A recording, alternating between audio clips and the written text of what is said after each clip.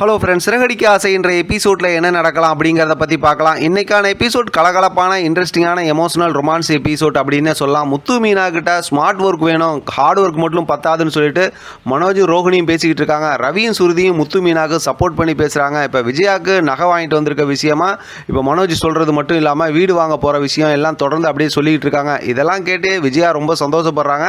வழக்கம் போல் முத்து மீனாவை அப்படியே ரொம்ப குறைச்சி பேசுகிறாங்க. இதெல்லாம் யோசிச்சுக்கிட்டு அப்புறம் மாடியில் போய் இருக்கும்போது மீனா அப்படியே அந்த செங்கக்கெல்லாம் அடுக்கி வச்சிருக்காங்களா ரூம் கட்டுறதுக்கு, அதை பார்த்துட்டு இருக்காங்க.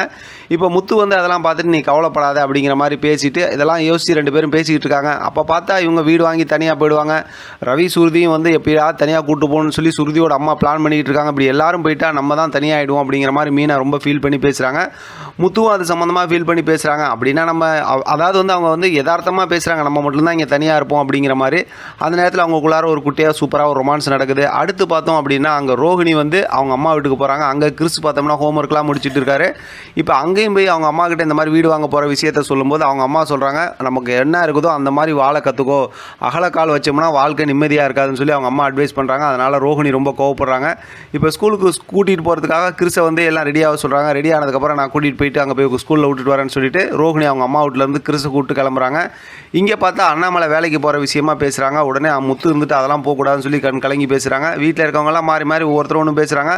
வழக்கம் போல் விஜயா, ரோஹிணி, மனோஜ் இவங்க 3 பேர் அண்ணாமலை வேலைக்கு போகணுங்கிற மாதிரி பேசுகிறாங்க. வீட்டில் மற்ற ரவி சுருதி நார்மலாக பேசுகிறாங்க. முத்து போகக்கூடாதுன்னு சொல்கிறாரு. மீனா சப்போர்ட் பண்ணுறாங்க. இப்போ சாப்பாடெலாம் எடுத்து கொடுக்குறாங்க. கொடுத்து சரி போயிட்டு வரட்டும் அப்படிங்கும்போது முத்து நான் தான் கொண்டு விட்டுட்டு வருவேன் அப்படிங்கிற மாதிரி மறுபடியும் சொல்கிறாரு. அண்ணாமலை ரொம்பவுமே எமோஷனலாக பேசுகிறாரு. ஒரு மாதிரி இன்ட்ரெஸ்டிங்காக எமோஷனலாக ஒரு மாதிரி சென்டிமெண்ட் எபிசோடாக தான் இன்றைக்கான எபிசோட் இருந்துச்சு. நாளைக்கான எபிசோடில் என்ன நடக்குங்கிறது ஏற்கனவே நம்ம ப்ரோமோவில் பார்த்து தான். இவர் இங்கே ஸ்கூலுக்கு புதன்கிழமை தான் வருவார். கரெக்டாக அங்கே ஸ்கூலுக்கு வந்திருக்கிறாங்க. பார்த்தா இங்கே ரோஹிணி கிறிஸை கூட்டிகிட்டு வராங்க. அடுத்து இவங்க பார்த்துக்கிறாங்க. அப்படின்னா அடுத்து என்ன பிரச்சனை நடக்க போகுது, அது சம்மந்தமாக ரோஹிணியோட அம்மா என்ன அட்வைஸ் பண்ணுறாங்க அப்படின்னு சொல்லி நிறைய விஷயம் இருக்குது. இது சம்மந்தமாக ஏதாவது ஒரு ப்ரோமோ வந்துச்சுன்னா நம்ம டீட்டெயில்டாக அடுத்த ப்ரோமோ அதாவது ரிவ்யூ பேசலாம். அப்படி இல்லாட்டி நாளைக்கான எபிசோட் பார்த்துட்டே பேசிக்கலாம். இதை பற்றின உங்களோட கருத்து கமெண்ட் பாக்ஸை தெரியப்படுத்துங்க. தொடர்ந்து ஆதரவு கொடுங்க. தேங்க்யூ ஃப்ரெண்ட், தேங்க்ஸ் ஃபார் வாட்சிங்.